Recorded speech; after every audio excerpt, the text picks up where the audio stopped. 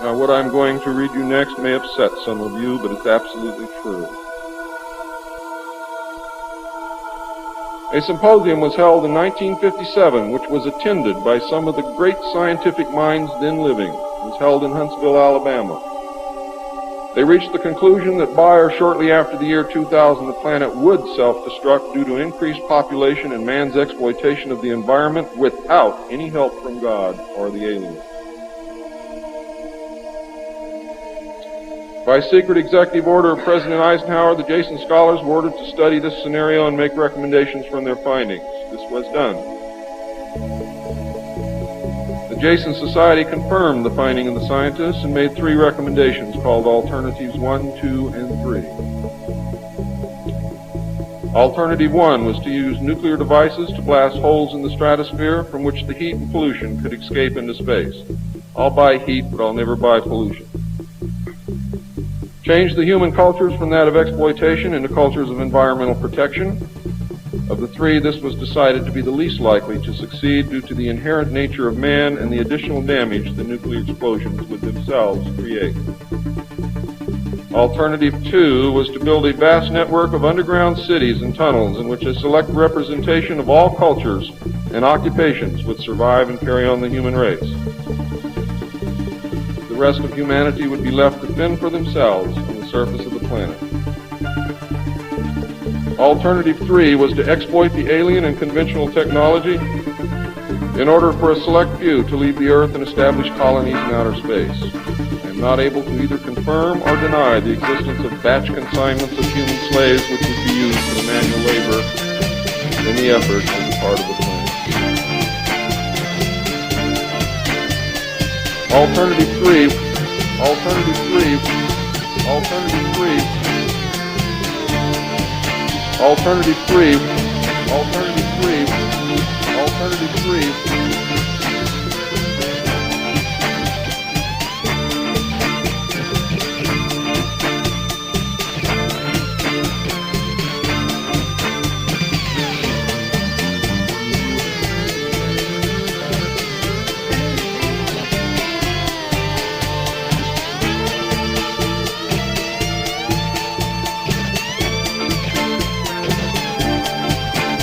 Alternative 3, Alternative 3, Alternative 3.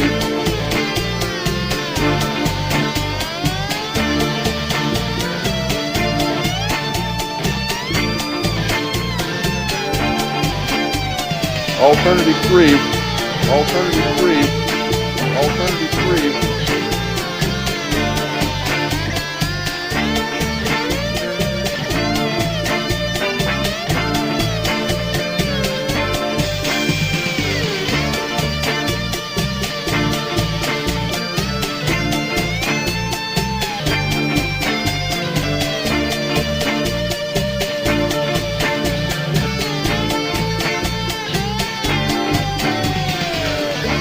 Moon, codenamed Adam, would be the object of primary interest, followed by the planet Mars, codenamed Eve. As a delaying action, all 3 alternatives included birth control, sterilization, forced if necessary, and the introduction of deadly microbes to control or slow the growth of the Earth's population.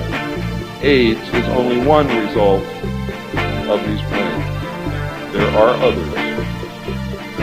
It was decided, since the population must be reduced and controlled, that it would be in the best interest of the human race to rid ourselves of the undesirable elements of our society.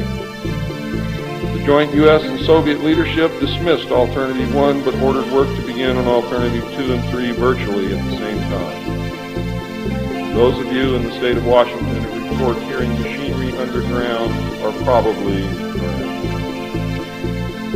In 1959, the RAND Corporation hosted a deep underground construction symposium. I have a copy of this symposium report, which I'm not supposed to have. Nevertheless, I have it. It's approximately this thick. In the symposium report, machines are pictured and described which could bore a tunnel 45 feet in diameter at the rate of 5 feet per hour in 1959. Just think what they can do now. Just think what they can do now.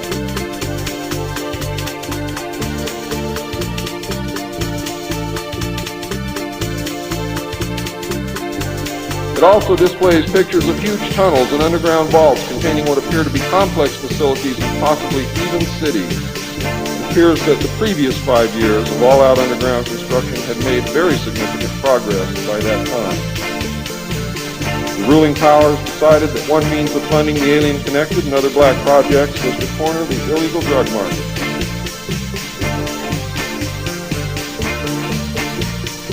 A young, ambitious member of the Council on Foreign Relations was approached. His name is George Bush, who at the time was the president and CEO of Zapata Oil based in Texas. Zapata Oil was experimenting with the new technology of offshore drilling. It was correctly thought that the drugs could be shipped from South America to the offshore platforms by fishing boat, where it would then be taken to shore by the normal transportation used for supplies and personnel. By this method, no customs or law enforcement agency would subject the cargo to search.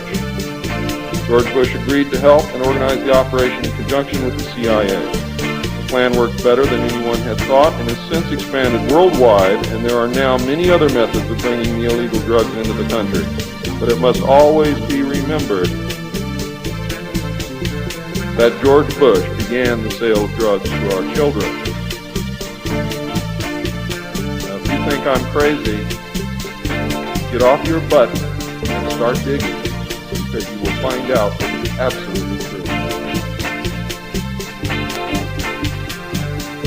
The CIA now controls all the world's illegal drug markets. The official space program was boosted by President Kennedy in his inaugural address when he mandated that the United States put a man on the moon before the end of the decade.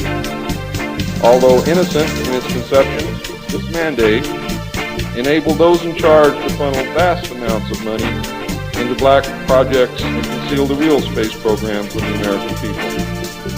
A similar program in the Soviet Union served the same purpose. In fact, a joint alien United States and Soviet Union base already existed on the moon at the very moment Kennedy spoke the words. On May 22, 1962, a space probe landed on Mars and confirmed the existence of an environment which could support life.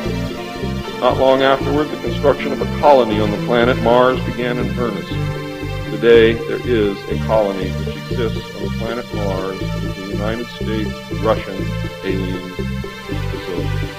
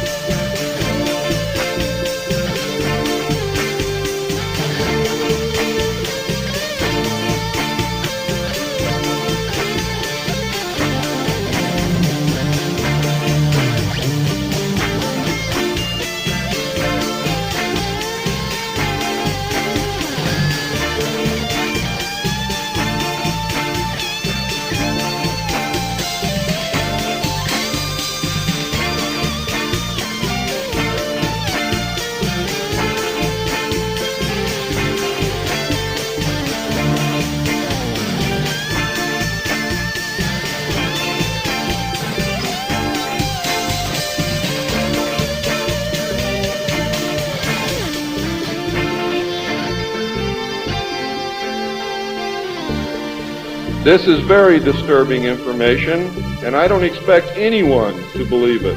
I don't expect one of you to believe what I'm telling you. And I knew that when I came here. I'm not one of you. I'm not a ufologist. I'm not a researcher. I have an obligation to inform the public, and once that's done, I've done my job. From then on, it's up to you, not me.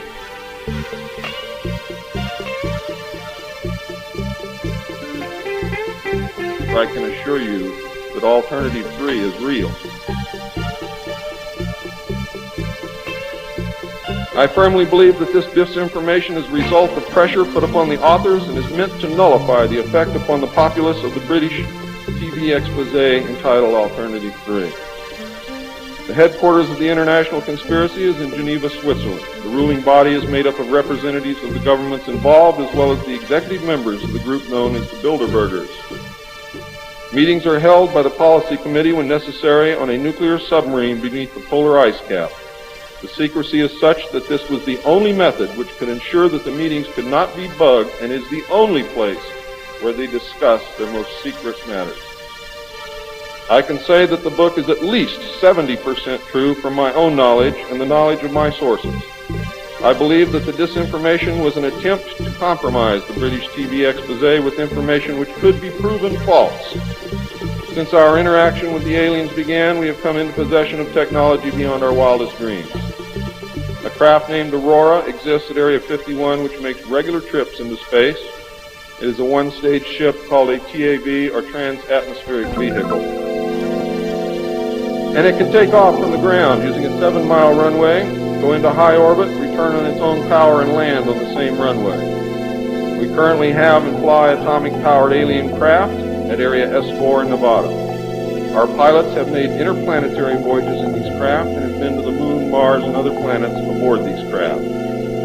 There's a group of pilots at the base who wear a patch, which has a little alien peeking over the bottom. It has, I think, 3 or 4 letters at the top. I forget what they are, but John there. There is a picture of Saturn and a picture of Mars in the photograph. And in the background, there are 7 stars, which are strangely shaped, just like the stars of the Pleiades group. What that means, I don't know.